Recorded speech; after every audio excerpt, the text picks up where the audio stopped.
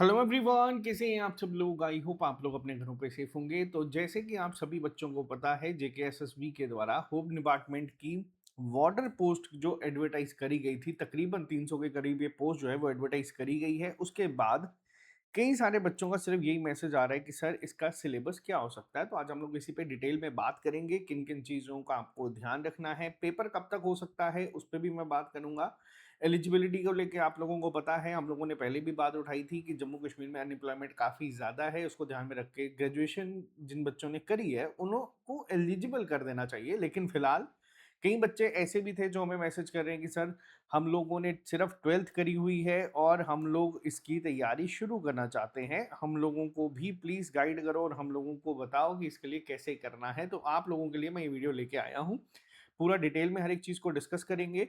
Video शुरू करने से पहले जो बच्चा भी पहली बार इस चैनल को देख रहा है, आप इस चैनल को सब्सक्राइब कर लीजिए ताकि आपको हर एक अपडेट मिलता रहे और इसी तरीके की वीडियोस हम लोग आप लोगों तक लेके आते रहे। देखो, जेकेएसएसबी के द्वारा जो वार्डर की पोस्ट को एडवर्टाइज करा गया है, ये फिलहाल लेवल 2 की पोस्ट है।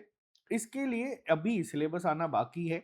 लेकिन मैं आपको एक आइडिया दे सकता हूँ, क्योंकि देखो दिल्ली में अभी लास्ट ईयर एक एग्जाम हुआ था जो कि सेम पोस्ट के लिए था। और अगर मैं बात करूँ तो ये दोनों पुलिस डिपार्टमेंट जो हैं वो पुलिस के जो डिपार्टमेंट है वो होम डिपार्टमेंट के अंडर आते हैं।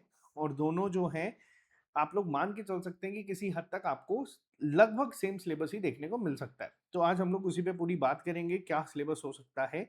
अब कई बच्चे जो हमें मैसेजेस कर रहे थे कि सर क्लासेस को लेके, तो देखो आप लोगों के लिए हमारी टीम ने एक कोर्स जो है वो लॉन्च किया है। इसकी क्लासेस आपकी 15 अगस्त से शुरू होगी। तब तक अगर आप लोग इसको ज्वाइन करना चाहते हैं तो आप लोग इसको कर सकते हैं। इसमें आपको हर एक चीज़ हम लोग प्रोवाइड करने की कोशिश करेंगे।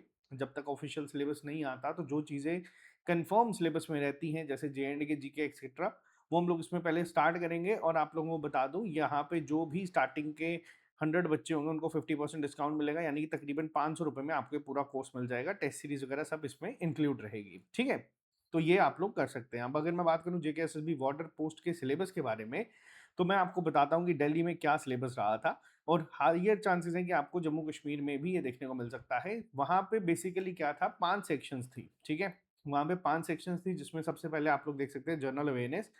जनरल अवेयरनेस में आप लोग इंडियन हिस्ट्री देख सकते हैं, जे के एग्जाम्स में आपको देखने को मिलती है। कल्चर भी आपको देखने को मिल सकता है, इंडियन पॉलिटी एंड कॉन्स्टिट्यूशन। अब अगर मैं बात करूं स्पेसिफिकली जे के पॉइंट ऑफ व्यू से, तो इसमें ना लिमिटेड पार्ट ही जो है पॉलिटी का रहता है। लेवल 2 की अगर पोस्ट की बात करूं, जिसमें आपको fundamental rights, fundamental duties, constitution, और उसके साथ साथ अगर बात करूं डीपीएस भी, सिर्फ आपको इतना ही करना होता है। अभी जो हम लोगों के नायब तहसीलदार तक के सिलेबस निकले थे उसमें भी सिर्फ इतना ही पार्ट मेंशन होता है। तो आप लोग मान के चलिए कि आपको उतना ही कवर करना है। ज्योग्राफी ऑफ इंडिया में आपको political division, physical division of India करनी है, ठीक है। इसके साथ साथ अगर मैं बात करूं इंपॉर्टेंट रिवर्स एंड लेक्स, इस पे सवाल बनते ही बनते हैं। इसके साथ साथ आप लोगों का जितना भी पार्ट आ जाता है, जे एंड के ज्योग्राफी प्लस इंडियन ज्योग्राफी दोनों मिला के आपको ये सारा कवर करना है। माउंटेन पासिस कितने हैं, पीक्स कितनी हैं, ट्रांसपोर्ट एंड कम्युनिकेशन भी आपका बीच में इंक्लूड हो जाता है। इकोनॉमिक्स की बात करूं तो जे एंड के में लेवल 2 की पोस्ट में आपको एक कम ही देखने को मिलता है। कुछ स्पेसिफिक सब टॉपिक्स होते हैं जो आपको एक आइडिया दे सकते हैं। जैसे अगर आप कांस्टेबल का सिलेबस देखेंगे तो उसमें आपको एक आइडिया हो जाएगा।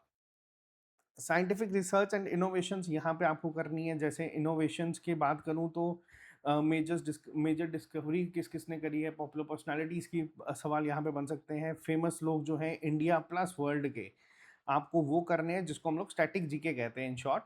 आपको वो पार्ट भी कवर करके चलना है, क्योंकि इन पोस्टों में ज़्यादातर आपको स्टैटिक जीके जो है वो देखने को मिलती है। स्पोर्ट्स एंड अवार्ड्स आपको याद रखने हैं, जितने भी आपके करंट अफेयर रिलेटेड आते हैं। क्योंकि अभी अगर मैं जेके एसएसबी के पॉइंट से बात करूं तो करंट अफेयर को कंबाइन करके वो स्टैटिक का पार्ट पूछ रहा है।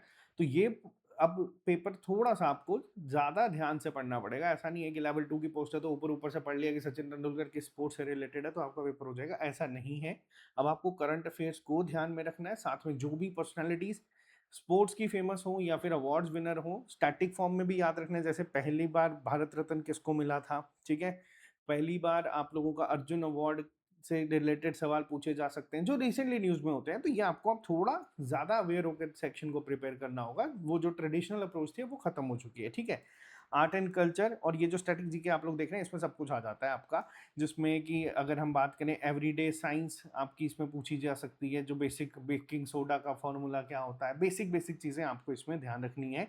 कुछ गवर्नमेंट स्कीम्स, ये पुराने सिलेबस की बात कर रहा हूँ, दिल्ली में जो पेपर हुआ था, और ये पार्ट आप लोगों को करना ही करना है, क्योंकि अगर मान लेते हैं फॉर एग्जांपल ये सेक्शन अगर फॉर एग्जांपल 20 नंबर की रहती है, तो मान के चलो 8 से 10 नंबर का आपको जे एंड के पार्ट पूछा जाएगा। अब जे एंड के पार्ट में क्या होता है, जे एंड के पार्ट में जे एंड के की हिस्ट्री पूछी जा सकती है, जे एंड के की ज्योग्राफी पूछी जा सकती है, जे एंड के का कल्चर एंड हेरिटेज पूछा जा सकता है, जिस पे बहुत सवाल बनते हैं, जे एंड के की खुद की टूरिस्ट डेस्टिनेशंस, और जैसे कि ये पेपर वाटर पोस्ट के लिए, तो हो सकता है आपको रीऑर्गेनाइजेशन एक्ट भी यहाँ पे सिलेबस में देखने को मिले। तो मोर ऑन लेस सिलेबस आपका कहीं किसी हद तक इस तरीके का रहता है। अब ये तो थी एक सेक्शन, दूसरी सेक्शन की बात करूँ तो आपको general intelligence and reasoning ability जो है वो करनी ही करनी है। अब ये आप लोगों को अगर बता दूं कि मोस्ट स्कोरिंग सेक्शन रहती है, जो भी बच्चा कोई अगर ऐसा है जिसने सिर्फ 12th ही करी है, कॉलेज में जा रहा है, तो आपको बता दूं ये सबसे ज़्यादा स्कोरिंग सेक्शन होती है, सबसे ज़्यादा ईजियर साइड पे ये रहती है। अगर आप इसको ध्यान से कर लोगे तो अगर जितने भी मार्क्स की सेक्शन रहती है आप इसमें अच्छा स्कोर कर सकते हो। रीजनिंग की बात करूं तो रीजनिंग में एनालॉगी और सिमिलैरिटीज पे सवाल बन जाते हैं, कोडिंग डिकोडिंग टॉपिक है उस पे सवाल है, नंबर सीरीज, ये सब आपके जेकेएसएसबी के सिलेबस में रहते ही रहते हैं, Venn diagrams, blood relation, alphabet series जिसको हम लोग लेटर सीरीज के साथ भी डिनोट करते हैं, direction sense, verbal non verbal reasoning, statement conclusion और डिसीजन मेकिंग। डिसीजन मेकिंग वैसे जम्मू कश्मीर में नहीं पूछा जाता, बट स्टिल ये एग्जैक्ट सिलेबस में आप लोगों के साथ में जो दिल्ली का हुआ था वाटर का पेपर, उसका लेके आया, और मोर और लेस ये सेक्शन भी आपकी इसमें ऐसी ही रहेगी, ठीक है।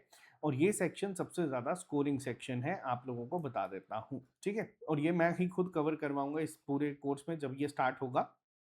अर्थमेटिक और नंबरिकल एबिलिटी की बात करूँ, simplification, average, ratio proportion, percentage, profit loss, time and work, ये जो टॉपिक मैंने टिक करे हैं ये आपके ईजियर साइड पे आते हैं, यानी कि ये सेक्शन ऐसी है जिसमें आप लोगों का अगर मैथ वीक भी है, बहुत वीक है, कई बच्चे ने मान लो 10th के बाद मैथ छोड़ा है, आप इन टॉपिक्स को पढ़ सकते हो, क्योंकि इसमें ज़्यादा फार्मूलाज नहीं होते, बेसिक एक चीज़ बेसिक, अगर मैं अपनी बात करूँ तो एवरेज के एक फार्मूला मैं आपको सिर्फ सिखाऊंगा और उसी पे ही मैं सारे क्वेश्चन कैसे निकालते हैं आप लोगों को सिखा दूंगा।